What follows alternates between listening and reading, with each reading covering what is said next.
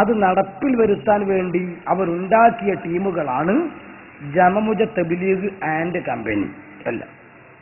പക്ഷെ പലരും പല ശൈലിയിലാണ് എന്ന് മാത്രം.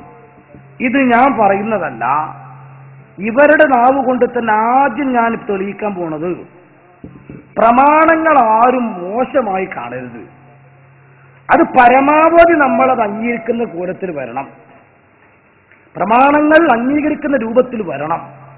അതിനെ മോശക്കാരായി കാണരുത്. അതാണ് ഇസ്ലാം എന്ന് മുജാഹിദ് പ്രസ്ഥാനത്തിന് വലിയ നേതാവുണ്ട്, സക്കരിയ സ്വലാഹി എന്നാണ് അയാളെ പേരെന്ന് എനിക്ക് തോന്നുന്നത്. അയാളെ പ്രസംഗത്തിൽ അയാൾ പറയുമ്പോൾ അത് ഞാൻ കുറെ ക്ലിപ്പിനിടാൻ പോവാണ്. ഈ ക്ലിപ്പ് ഞാൻ ഇടുന്ന സമയത്ത് വിമർശനായിട്ട് നിങ്ങൾ കാണരുത്. ഞാൻ പറയുന്നത് ആരോപണമല്ലാതിരിക്കണമെങ്കിൽ അത് അവർ പറഞ്ഞതാണെന്ന് വരണം. അത് വരണമെങ്കിൽ ഞാനത് അവിടെ ഇടണം. അതോ ഞങ്ങളെ മൗലിമാർ ആക്ഷേപമല്ല, അതിനോട് സഹകരിക്കണമല്ലോ. ഞങ്ങളെ മൗലിമാരെയും കൂടെ പരിഗണിക്കുന്നുവല്ലോ. അതെ, അതായത് പരിഗണിക്കാൻ സത്യം ചെയ്യുന്നത്. അപ്പൊ ഞാൻ പറഞ്ഞത് കളവാകാതിരിക്കും. നിങ്ങൾ ശ്രോതാക്കൾക്കാണെങ്കിലോ സത്യം പെട്ടെന്ന് ബോധ്യപ്പെടുകയും ചെയ്യും. അതിന് ബറക്കത്തിന് ആദ്യം സക്കരിയസ്ലാമിനെ ഇട്ടു കൊടുക്കാം, 3-ാം നമ്പർ. പൊതുജനങ്ങളെ മുമ്പിലിട്ട് മഹത്തായ പ്രമാണങ്ങളെ പുച്ഛിക്കുന്ന ഈ പ്രവണത ആർക്കാണ് ഗുണം ചെയ്യുക എന്ന് നിങ്ങൾ ആലോചിക്കണം. ആളുകൾക്ക് പൊതുവെ ഹദീസിനോടും പ്രമാണങ്ങളോടുമൊക്കെ മതിപ്പ് കുറഞ്ഞു വരുന്ന കാലഘട്ടത്തിൽ പണ്ഡിതന്മാർ അതിന്റെ മഹത്വം ജനങ്ങളെ ബോധ്യപ്പെടുത്തുകയാണ് യഥാർത്ഥത്തിൽ വേണ്ടത്. പ്രമാണങ്ങളോടുള്ള ബഹുമാനം ആദരവും ഒക്കെ പൊതുവെ കുറഞ്ഞു വരികയാണ്. അതാരാ കുറച്ചെന്നുള്ള ക്വസ്റ്റ്യൻ അവിടെ ഉണ്ട്. അത് ഇപ്പം ഞാൻ പറയണില്ല. ഞാൻ ഇപ്പം ഒരു പറഞ്ഞ കാര്യം നല്ലതായതുകൊണ്ട് ഞാൻ അതേ ഇതുള്ളൂ.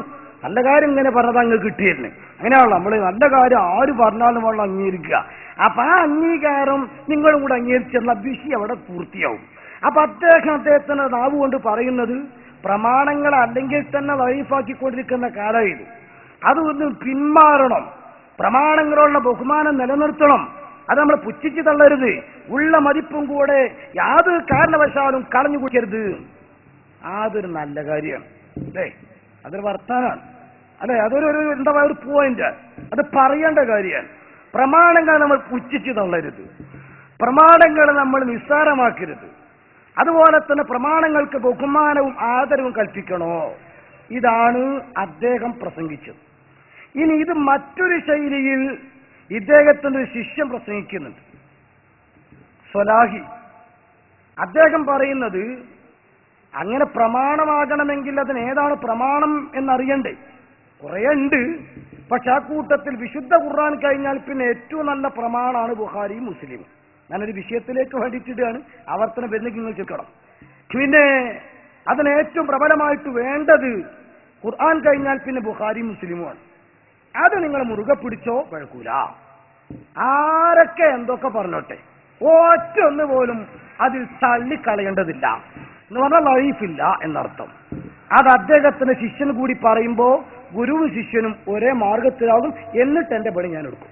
ഇട്ടുകൊടുക്കും. ഒന്ന്, ഒരു സാധാരണക്കാരന് വിശ്വസിക്കാവുന്ന ഒരു ഹദീസ് ഗ്രന്ഥം ഏതാണ്?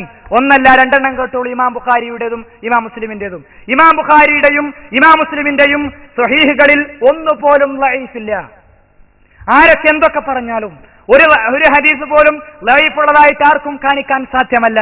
അതുമായി ബന്ധപ്പെട്ട ദീർഘമായ ചർച്ചകൾ ഇസ്ലാമിക ലോകത്ത് എന്നും ഉണ്ടായിട്ടുണ്ട്. ആരൊക്കെ എന്തൊക്കെ പറഞ്ഞാലും ശരി, ബുഖാരി മുസ്ലിം സഹോദരന്മാർക്ക് വേണ്ടി വിശദമായിട്ട് ഞാൻ പറയുന്നത്, അതിൽ ഒന്നുപോലും ലൈഫില്ല.